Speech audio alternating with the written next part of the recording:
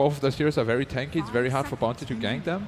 And as soon as they hit like level 3, 4, for Slaughter at level 6, they can really kill Bounty Hunter easily, and he's not going to have like that big of an impact. What I hope for here, looking at Escape, is that they do something very MVP inspired. Because these are the kind of heroes that MVP will take and just run at people and be extremely, as you mentioned, survivable, hard to bring down, and just in-your-face kind of gaming. Yeah, with the Tidehunter, Fnatic's more looking towards a timing push. You play around your cooldowns, you have a hero that got a mech, and you fight around as your team as Escape. With Slaughter and Night Stalker, they're more willing to split up, play the vision game, pick you off here and there, move you around the map. So both teams are different right now with the opening. But for me, what I want to see from Escape is they do way better when Era is on a very active hero, like a Tiny, like a Slark, they can fight really early, than a hard carry like an anti-mage. They've always been doing way better when Era was like very active on the map and left the farm to Koikwa instead. Yeah, that comes from Koikwa being such an efficient mid laner as well. He can farm up on any mid hero you give to him. Yeah. Storm, Tinker, Invoker, whatever you really give to him, he'll find that farm. We go through now the second phase of bans here, gentlemen. Fnatic get rid of that Timber Saw. Back on Escape. Awkward ban there, the Baden. Yeah, I was about to talk about that ban. That was rather strange. I mean, it's pretty good versus the AM damage. You remove the AM damage, but you very rarely see teams like pick Abaddon nowadays against Lala, because Abaddon doesn't really provide so much. We have only seen Secret running on offlane. They run it offlane, and then they have like two very... No, Fnatic did run him like one game I think in the group with a support Abaddon. But it was offlane as well, right? No, support. It was support? Yeah, 3-4-3 hammer the hero. The strange part about the Abaddon ban to me is that they ban it when the enemy already have a Tidehunter. It's just kind of awkward. Tidehunter and Abaddon together, I would not expect that. And then on top of that, Bounty Hunter and Abaddon together as support duo would also make no sense at all. Yeah. Maybe they overthought it a bit. But it's very unlikely they picked a hero. Yeah, but Medusa ban, I like it a lot because Fnatic is really known to pick that Medusa, especially in clutch best of 1 matches. And of course they go and pick the Lifestealer right after, which Medusa counters pretty handily. Oh. Yeah. This could be a very aggressive lineup if Escape pick up a Storm or something for a mid lane right now, or even do a core Night Stalker, which I don't think they should do. But if they pick a Storm mid that can just jump in, Lifestealer Infest, it can be ultra aggressive. He needs a vehicle. They can't really pick Ricky anymore because they need a lane support. So Storm or Puck would be the next best options for that. Yeah. I was going to say Puck, so you took that from me. Sorry, Mr. Cox. I only get so many. Sorry, Dakota. We go back to Fnatic side now, gentlemen, and they're going to quickly snag up. We're seeing a lot of new faces here, at least for the main stage, but even like Shadow Shaman and stuff, like we didn't get to see that much. But Shaman is super weak versus like a Slaughter Night Stalker dual lane. If they do those lanes against Shadow Shaman, one wrong move, he's just gonna die so easily. I would not want to play Rasta in this game. It's a terrible game to be in. Like already it's like super bad. But they're setting up for a team fight push, right? Yeah, they definitely want to just 5-man tower to put down the wards and just want to protect them. They have Tidehunter, one of the best heroes to protect those wards. Escape respond with a silencer. We have seen that pick today, worked out brilliantly. But the hero is like, in the laning phase pretty weak if, say, Tidehunter and Bounty Hunter are dual laning against them. Like, Silencer doesn't do anything against Bounty in the lane. You get harassed, you get poked by the Bounty Hunter a lot, and life is tough, So I understand that it's very good later, but in the laning phase it's very weak against Bounty. But if Bounty starts bottom, then I think Fnatic is going to have huge problems on the safe lane too. Against Slaughter, Night Stalker, Shadow Demon, and PL won't, they don't like that lane but at all. Whatever they do, they're going to have a tough time to have a Shaman. It's better for them to probably just find something else in the other lane. Yeah, and both teams like to be very aggressive anyway, so that's what I expect from them too. Just 2 aggressive offlanes against each other. Yeah, most likely both teams. I was just going to say, is this Fnatic reaching in the right direction now, based on what they've already put themselves in with the Bounty Hunter, Tidehunter, Shaman, reaching out now for a Phantom Lancer? I think that's a great pickup. He works really well against all the heroes that Escape have so far, I think, when you get the Manta and Diffusal Blade. The issue is, though, how strong are you going to be in that early laning phase? Can you lane against Starter, Night Stalker? He's very slow, though, the pace of, the pace of the hero is a little weird. He's pretty decent in the laning phase because of the lands. You can set up a kill, possibly. But later part in the game, after the laning phase, you take time to farm. You're probably your bots, your diffusal, then only you can fight. You need 2 items to fight. Yeah. I'm really afraid for Fnatic right now if Escape actually pick a Storm, which would be my first choice, or a Puck, which would be my second choice. They're going to have a very hard time dealing with those Lifestealer ganks because they're just going to global right after the initiation, and they're mostly just going to die because they won't focus the Tidehunter, so that the passive won't proc and then the silence won't get taken off until he has Guardian Greaves. Yeah, they're going to have very hard team fights. You need Greaves, Lotus off this game. Yeah. Those items are very, very important for Fnatic. honestly, I feel that Fnatic, they're kind of drafting into teamfight, but I don't feel that they're strongest in teamfight now either. Yeah. That's the thing. They kind of put themselves in a weird spot. They're not good at ganking, not that good at pushing, not... Balance. really It's worried They for kind of them. picked everything, like a little bit. They Yeah, picked a bit Tide of and everything. Yeah, they picked Tide and Shadow Shaman to like put down the pressure on towers and 5-man, but then they have a Bounty and PL who are pretty good at picking off heroes. So I'm not sure whether they know in which direction they want to go. Yeah, you guys are making a strong case for it. Makes it hard to root for Fnatic in the draft already. Lots of heavy cooldowns to have to work around. The silencer is going to be just a total combo breaker. And they could still outplay the enemy just based on like Going for rotations TA. and kills. Like right now, the TA goes back to the bounty hunter pick. With that kind of hero, you're gonna keep running at the enemy. You slow them. You keep like getting track kills. You keep fighting. But then what's the PL gonna do then? Because PL needs more farm. The thing I'm worrying about here, I love the TA pick, but it needs a lot of disables. And yes, with Ravage, you can hold the enemy down, but Rasta is going to have a hard time locking anyone down here. And if you don't stun people for a TA, it becomes hard. But Bounty Hunter track is good, though. Yeah, it's gonna be really tough for Escape to pick like last hero though, because both Puck and Invoker, which are Koikwa's like favorite heroes, they're not that good against TA at all. What about the Puck? I believe that was mentioned before. Yeah, no, we talked about Puck You too, lose like- the lane though. Yeah, you lose the lane pretty badly usually, because like you just can't last it. He will get most of the denies. With Bounty as well, impacting game for sure. That's a very difficult lane. So he will have to like run around and gank, which is very possible. I mean, is it important that he wins his lane? Doesn't it matter more that your team gets a vehicle for a lifesteal, so you're able to do more Yeah. later? What about a Quap? I mean, I personally don't like Quap at all, but I've seen Koika run it, and he really likes to play the hero. But I just like always see it lose. Look at Varga's face like, I don't want not a to see hero. Quap. I would much Oh. rather see... Whoa. Wow. How about we just get manly and say we're going to get an axe here, gentlemen? What do you think about that before we throw it over? Axe against TA. Well, not a big fan of that. I'm not sure how the lane is going to go. Probably good. You might be able to out-harass him with the Battle Hunter. It's actually really, really good. Like TA, it's probably in favor of X, even I would say. Yeah, I just want to see, can they play like MVP? They drafted like them? Let's see it. We'll have to see it for ourselves. Let's go ahead and throw it over to the floor now. We got some new casters on the field. It's going to be Capitalist and Blitz. Gentlemen, have some fun. Thank you, Caudle Guy. That's right. Fnatic versus Escape Gaming. We already have 2 teams out of the tournament Blitz, and we're going to have another 2 to wrap up the day. You already had your thoughts about the draft. We were talking about it, the last pick from Escape Gaming. You actually thought it was going to be Storm Spirit. Sure enough, Fnatic actually banned away the Storm Spirit, and now Escape choosing to go for a different initiator, a little bit off the wall here, the Axe last pick. What are your thoughts? I thought for some reason they were going to take something like Sand King if you saw me type it to them, just because I felt like they needed a melee initiator that dealt well with the TA in the mid lane, and that was one of those heroes. As you see the flags of Jordan behind us. Oh, yeah.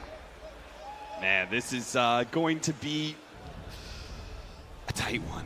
I'm feeling it. This one, like, I'm looking at it, it's going to be a lot of fighting action. Like, Escape very clearly want to push the pace of this game, right? When you've got an Axe mid, you've got a Lifestealer as your safe lane carry. This is going to be Escape Gaming trying to go, go, go. Yeah, I feel like Escape, sometimes they'll draft for the late game. Like, they'll give Quake for the best scaling hero possible, Yep. and that'll lead to sort of a weak mid lane or weak mid game. But with the Axe, what I really like about Escape's lineup is they're not cooldown reliant at all. That's the one downside of having a silencer on your team, but you have so many different ways to start a fight with these 4 melee heroes. The downside of their lineup, though, is that they're going to have a tough time going for the high ground without getting a lot of the objectives, without Fnatic taking a fight or them being able to take that Roche or contest for it at least, whereas Fnatic have a much cleaner high ground. They've got the presence of a Tide who's naturally going to build something defensive like the mech, but they also have to play heavily around their cooldowns, unlike Escape. Do you think that was a weakness of Escape Gaming in the group stage? Do you think they tried to put too much on Koifa to carry mid to late game and weren't playing aggressive enough? And maybe this is why they're going to switch it up in this best of 1? Yeah, because I think the standard formula when you have a player like Koifa is you give him one of the best late game scaling carries that you possibly can. You put him in the mid lane, you allow him to farm, you secure him as good of a game as possible. And if it gets past 40 minutes, he can auto win you a game just because of his individual skill. But in a tournament like this, I think what really matters is, can you get the jumps off? Can you get the initiation off? You're going to put Fnatic in a position where they're going to panic. And Koifa's hero, it's not like he doesn't scale poorly. Against the Axe and the TA, he's almost always going to be decent. All right, well, we're going to start things off with Bounty Runes being given up both sides, we have the mid-axe facing up against the Templar Assassin. We already heard some of our panel talk about how that one's going to be a bit rough for mid-1, but he's already shown himself more than capable to deal with rough circumstances. We have the aggro dual lane being run here. Kezu on the Slardar, as well as Yapzor backing him up on the Night Stalker. This is also going to be a point of contention, right? Fnatic do not have the strongest lane to be able to deal with aggression. The downside for them right now is this Bounty Hunter is going to have to do quite a lot, just because in the laning phase, I feel like you said, Escape can get a ton out of this top lane. I think Mushi's just going to get pushed back. It's both the strength and the weakness of the Shadow Shaman, right? Is the fact that it's so good versus solo offlaner, but as you can see right now, both Yapzor and Kezu are easily able to push back against this dual lane because the Shadow Shaman can't deal with two heroes, and Mushi already having to burn through a healing salve. So we definitely have to keep our eye on that top lane, see how the action develops. Nice pickup here, the counter ward. Yeah, he does find it, but cost them both. But ultimately, they'll open up that pull, right? And that's got to be a necessity, because I'm not sure if the Bounty Hunter being in this top lane can actually swing the favor back into Fnatic's hands.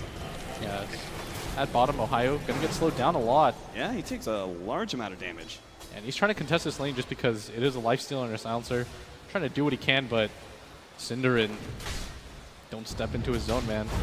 He's got that last word, heavy amount of damage from that level 1 nuke.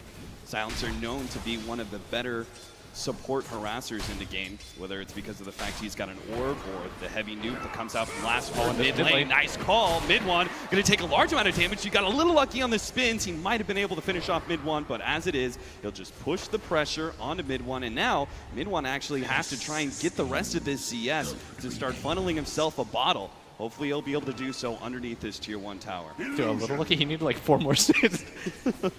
He'll be able to get it without a problem, it looks like. Yeah, he's going to be okay in this lane. Things will start to even out for him as Quickva tries to play as aggressively as possible, which is what he needs to do. But this top lane, Slardar still getting an okay amount of farm. Night Stalker not really able to zone out too hard. I think 343 has made the right idea here, just because him going mid means absolutely nothing. Yeah. Quickva doesn't really care, and the most telling part about that is they didn't even pull Quickva a sentry ward. Like, we don't care about this lane so much that we're not even going to bother prepping for the Bounty Hunter. Would it be worth 343 to rotate all the way down to the bottom lane to help out the Tide Hunter and try and make it a 2-1-2 scenario? No, because even with the Tide Hunter down there, without a level of Gush, I don't think they have the best presence. And he's probably not going to level it just because I think the better play might be soak up XP, which he's doing a very good job of right now. He's already level 4. The downside of having Lifesteal in this lane, Cap, is just not a lot of kill potential. Kezu feeling a lot of pressure right now. Got the shackles. Holding on to the shackles. Yapzor will be able to instantly take that one off of the void, but it's too late. Mushi will claim the first blood with the lance. Very well done by Fnatic as they realize this safe lane has to be secured as much as possible. They feel like they have the best late gamer in the game in this Phantom Lancer. Securing his safe lane is going to be so crucial for Fnatic.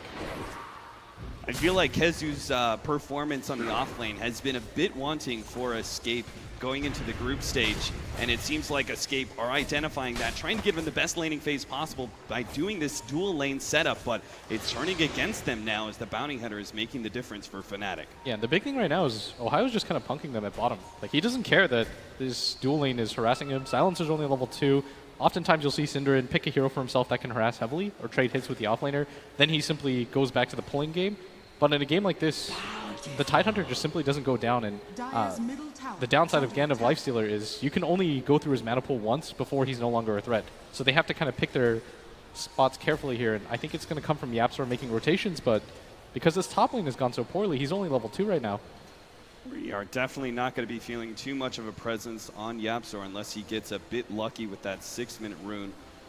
Maybe he can wrap around on mid. Koifa's already put a lot of damage onto mid 1 before, but I say that, we saw mid 1 earlier actually pick up that Invis rune, so he's even got an escape. Not too many options for our 4 position of Escape Gaming. Otherwise, everything looks pretty good for Fnatic. As you mentioned, Ohio is now level 5 in the off lane, and it's getting harder and harder for Cinderin to push him back.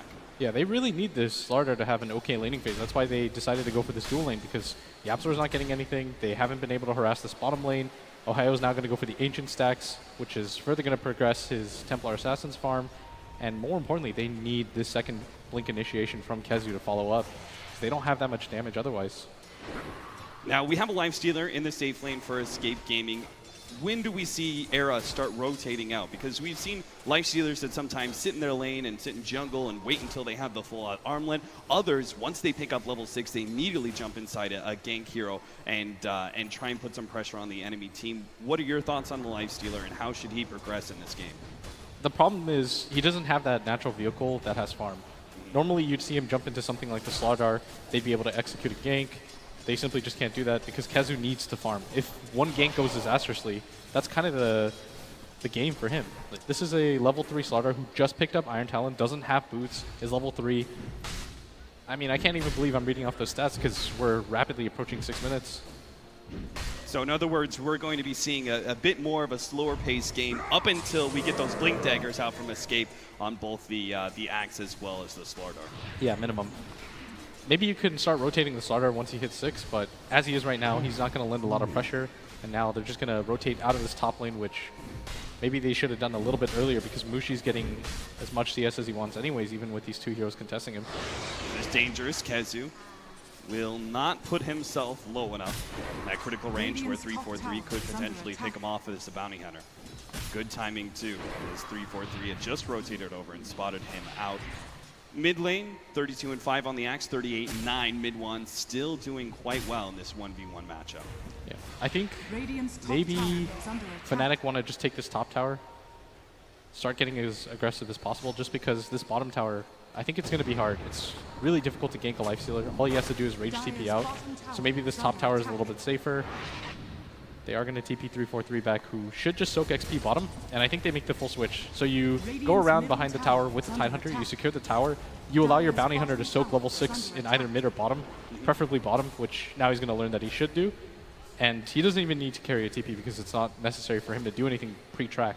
And mid one, his game is perfectly fine because of the stacks. And up at top, we are going to see that wraparound come to fruition. YapzOr looks like he's going to be caught out here. KheZu can't really get there fast enough to get a good crush. In fact, he's going to be ravaged as well. They get off the wand for YapzOr. He buys himself a little bit more time. Is he actually going to be able to escape? He's trapped inside the trees up against a Phantom Lancer illusion. Now Koifa's come in, managed to get a pretty decent he call. wants the dunk. Roshi, he gets the dunk. Now he gets another crush. DJ, he's also going to be comboed up on Koifa, ready to go with another Pulling Blade. That's number 2. And he's looking for 3. Ohio, he knows he's trapped like a rat, like a Give it to watermelon rat. Triple kill.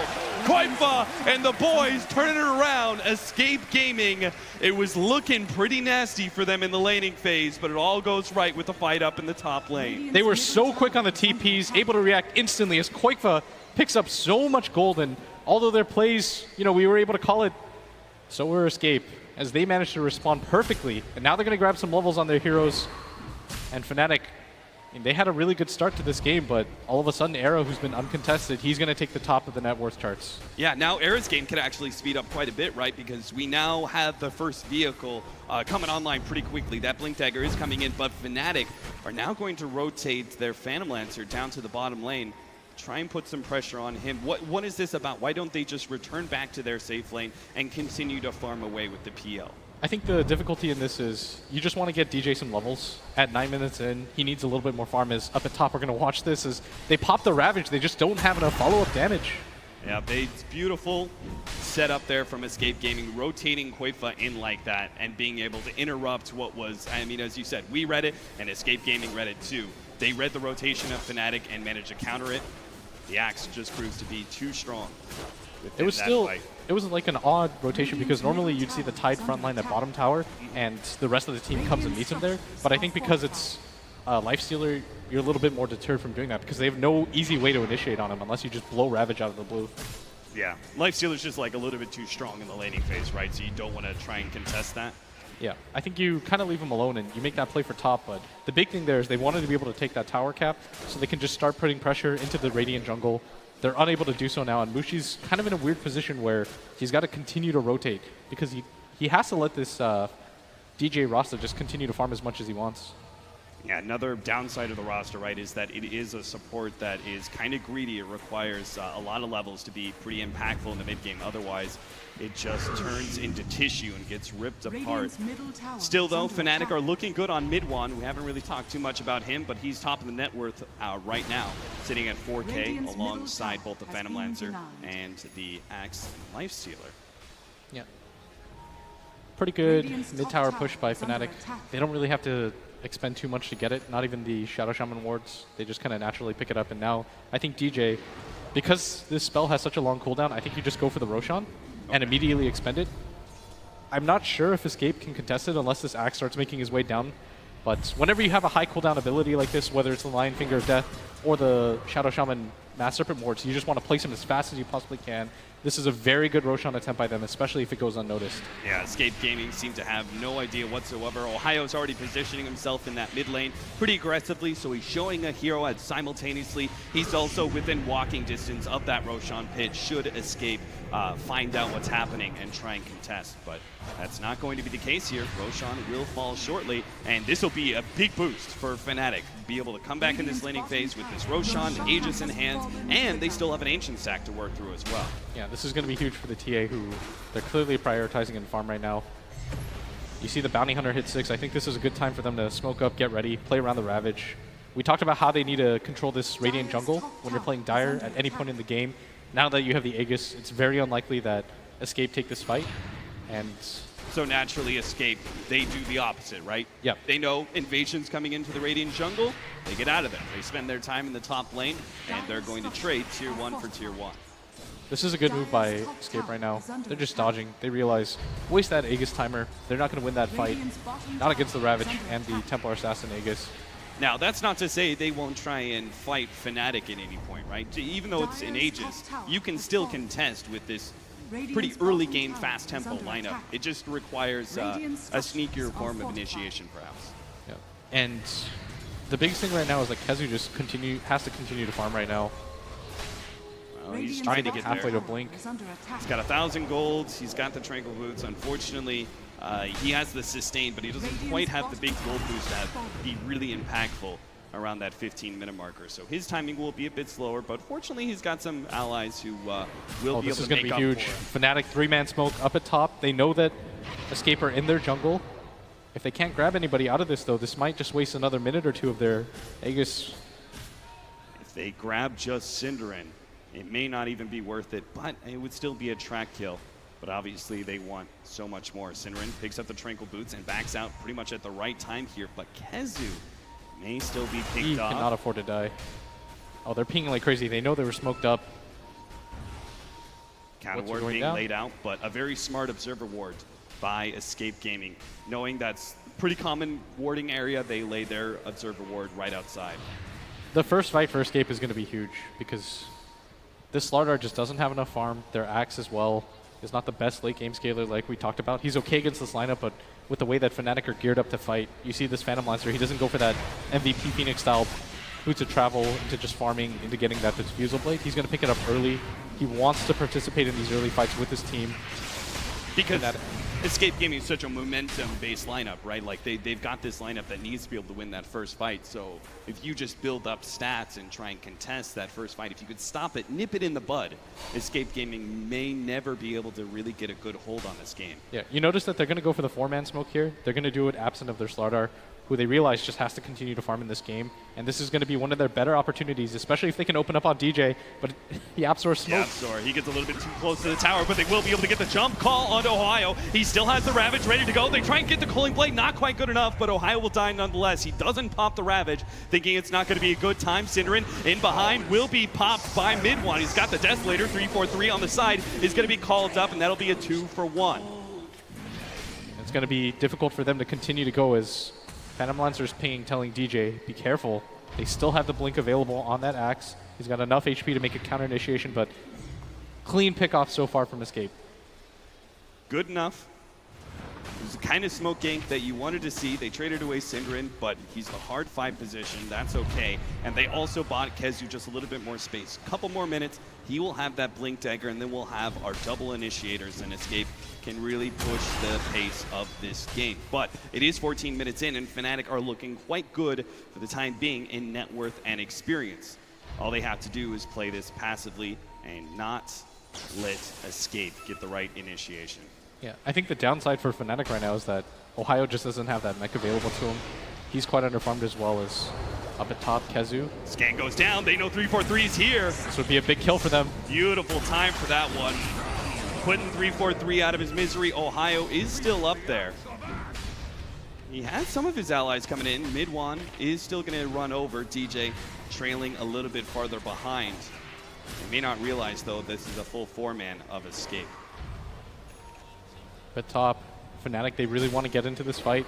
Mid1 is so farmed right now. He's got that Desolator on top of the DD rune bottled, and they're going to make their way forward. They've got the Ravage. They think this is a good fight, but already the Crush comes in with the amplified damage. They're going to try and pop Ohio during that Rage Timer. It's coming close. Ohio, he's got the Ravage ready to go, and now Era, oh, he jumps inside, gets the infested, dodge the Ravage, but now he's stuck up against DJ with a Shackle. He turns around, tries to get some damage onto Mushi, but it's no good. Escape, they'll lose 2 of their cores, and that's exactly the kind of fight Fnatic were looking for off of the Ravage. Very surprised that Escape decided to take that fight, considering they knew the TA still has that Aegis available, that DD rune bottled, and that made all the difference in this fight, as even with the Ravage whiffing, it didn't really seem to matter too much at mid-1. Now he's almost going to complete the Blink Dagger, and this is the kind of start that Escape, they definitely didn't want it.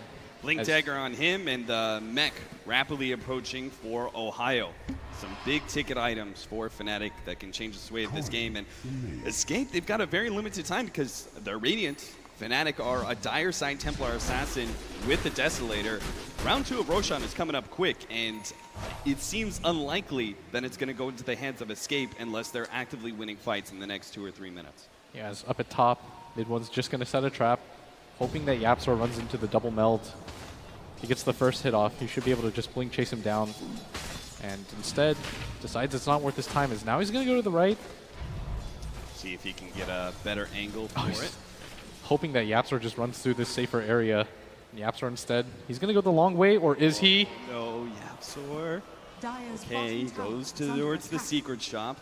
He's going to pick up that point boost. Oh no, he's going to get hit. Right past mid-1. Is the damage going to be good enough? 3-shot, 4, and that's all it takes. Mid-1 with the Desolator takes him out, and the deny at the bottom lane tower. DJ picks that one up against Era. So well done by mid-1, reading that movement from YapzOr.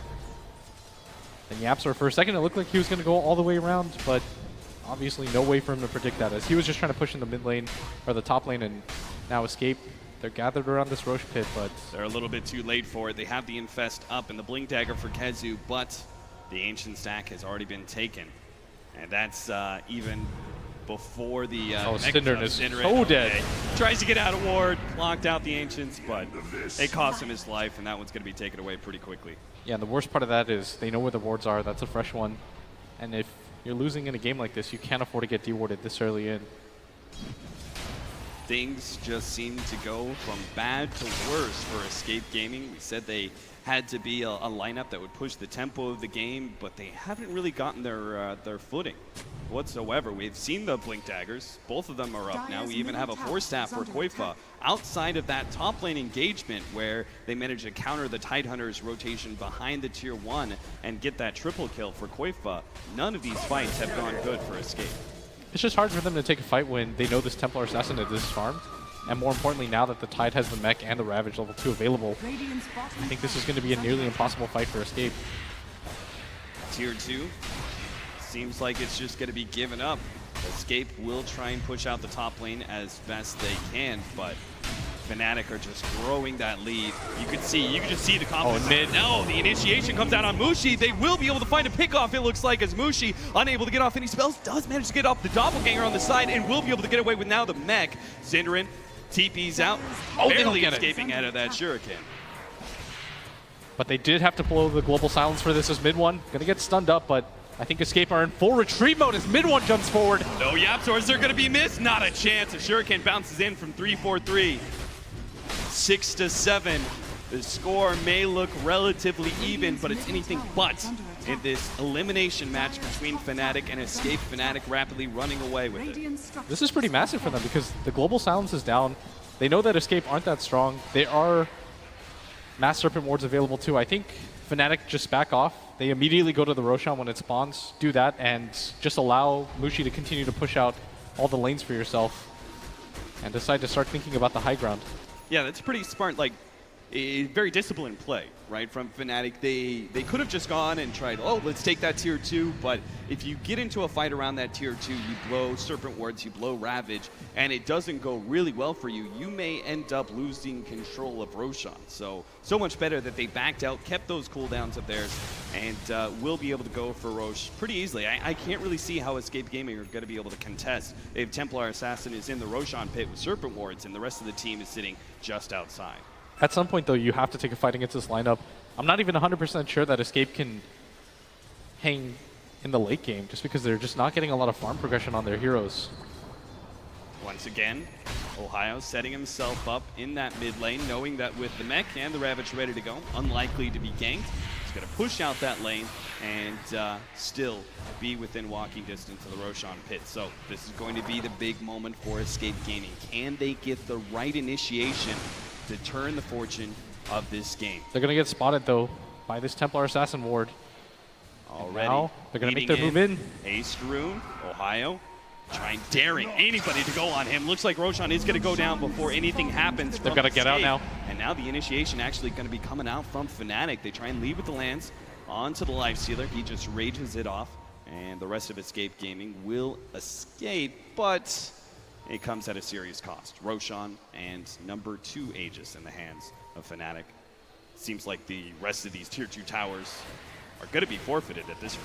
Yeah, if Fnatic just decide to go mid, it's going to be hard for Escape to hold. And I do like that Escape went for that movement, but unfortunately for them, it was too late and probably would have gone poorly for them anyways. They had no idea how low that Roshan was going to be. As soon as mid 1 picks up that Aegis, you can't really jump blind into the pit because the Shadow Shaman's waiting there. They'd have to do some kind of tactical move where they pop the global as the Axe blinks in, so he prevents the Shadow Shaman shackles. They've been pinging out Mushi a lot. They think they have an opportunity to find initiation. They do. Ohio, though, immediately cracking shells off one of their slows. Now he has to deal with another one as the open wounds goes down on him. It's coming close, and they get the Culling Blade. They take him out before Ravage goes down. Shackles onto Kezu, but with the silence going down, not enough space for him to get out. Mid-1 just hits too damn hard. Sinner, he's going to be the next feeding away. 2 down from Escape. Yes, they got the Tidehunter. They found that initiation, but you saw they were pinging on Mushi, and Mushi was already making his way through the dire jungle and wasn't too far away, was able to join in the last half of that team fight. This is one of the worst situations for Escape, just because now Fnatic are already beating on their doorstep. They've got the Shadow Shaman wards up in just 5 seconds. They still have Ravage available and no Global Silence available for Escape. They didn't even pop the Aegis on the mid 1, and now the wards are going to go down. And this is now the true test of Escape, whether or not that they can hold this high ground. They couldn't get it at the Roshan pit, and now it's do or die for Escape Gaming here inside their base. Tier 3 tower already down. Serpent Wards getting some chip damage onto the melee racks as well. A rage being used by Era. This may leave him exposed. As Fnatic come forward, jump in from Kezu, stuns up mid 1, but he's still got both that Aegis as well as that Refraction ready to protect him. Mid 1 will be able to finish off that melee racks. No initiation coming out in time from Escape Gaming. In fact, they even get the call, but they are way too scared to actually jump on mid 1, knowing that at a moment's notice, Ohio could get the Force Staff and Ravage, turning the whole entire fight into Fnatic's favor. So Fnatic, after taking that melee racks, won't risk it any further.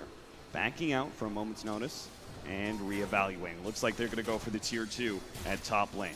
I think they know that this Aegis is going to last for long enough that they don't have to make that kind of play. It's only a range rack, so there's no reason to give Escape any sort of free initiation. Ohio still has that Ravage available to him. Better to try to refresh this Mass Serpent forward before you try to make another play. And Escape, no matter what, they were going to lose that racks, but they didn't lose heroes on top of it. Now they're going to make an aggressive move. They're going to get spotted out by this ward, though. And it's just turned daytime. Even worse for Yapzor as his Night Stalker is just a bit under farmed, and he can use every little help he could get, nighttime included. Oh, this is so huge. Round 2. Oh, nice blink out from mid 1 just ahead of the call. The animation a bit too long. Now Kezu finds his initiation with Era locked inside, but they still can't finish him off. The Void comes in just in time. Thought the Templar Assassin was going to be able to make the escape. That's round 1. comes back, second life, and will be able to blink himself away. Escape not daring to step a foot outside of their base. DJ has an Arcane Rune though, and he's got the Mass Serpent Wards. You desperately want to drop these if you still have the time on it. Although Fnatic, they no longer have the Aegis, they've got to be somewhat careful. Mech is still on cooldown for them as well. Ravage is available though, as Escape can't afford to give up the second set of racks. Wards have been dropped. Who can challenge Mid1? He's got a BKB, full 10-second duration. They either have to kite him excellently, or they have to make the initiation on him and pop him immediately, and that just seems unlikely. The mech is ready to go in 15 seconds. They make the jump now, but immediately a Hex goes out. Kezu, oh, they managed to get the call now, and Mid1 desperately trying to pop him, but the BKB goes out, and now the fight turns with the Ravage, holding on to 2. Yaps are going to be slowed down by Mushi, as he's just going one by one through the supports in the background, while the cores are being dealt with by Mid1. Double kill for DJ, and a second lane of racks will go to Fnatic. I mean, Mid1 right now is so unstoppable with that BKB available. Escape, because of their lineup, so many melee heroes on their side. They've got to just clump up around that Ravage. And it was even daytime, as now they're going to go for the Mega Creeps, trying to end all hope for Escape. There it is. They call it Escape Gaming going out with a whimper, not a bang. 7-13, 26 minutes in. Fnatic putting on one hell of a clinic here against Escape Gaming. That seemed at no point in time, excluding that, again, that one fight between the tier 1 and the tier 2 in the top lane, everything seemed to go Fnatic's way. Yeah, Fnatic were surgical. That first Serpent Ward drop that they used in the Roche Pit to secure themselves that bottom lane as well ended up paying huge dividends for them, as they just were never able to bring down this Mid1 TA. Looking at Fnatic, obviously really good form here against Escape Gaming. How far do you think this run through the lower bracket can go? I mean, Fnatic looked really good right there, as good sportsmanship is giving out the hugs, and I think Escape are going to be disappointed here, but Fnatic, they played very well. This is probably the best performance I've seen them have post-group stage. And what can you do? Fnatic making their way off the stage will survive the best of 1 elimination, as Escape Gaming are going to be heading home now. Now we're left with 13. One more to go after this. All right, well, that concludes one of our elimination matches. One more to go. Fnatic have to make